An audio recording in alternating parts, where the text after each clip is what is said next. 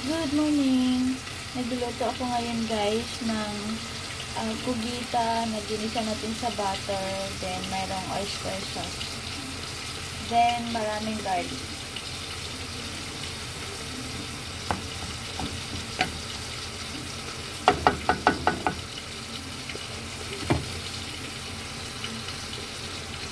Pakuluin na muna natin. Then titikman na natin.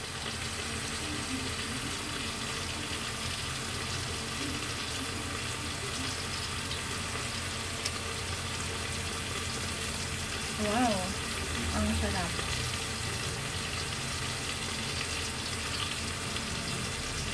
Kunting palambot pa. So, lalagyan natin ng sili. Ayan.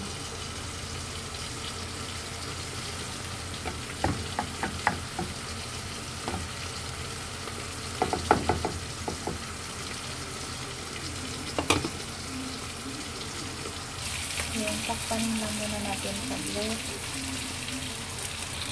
Ito na yung ating kugita in butter and oyster sauce. Good morning everyone!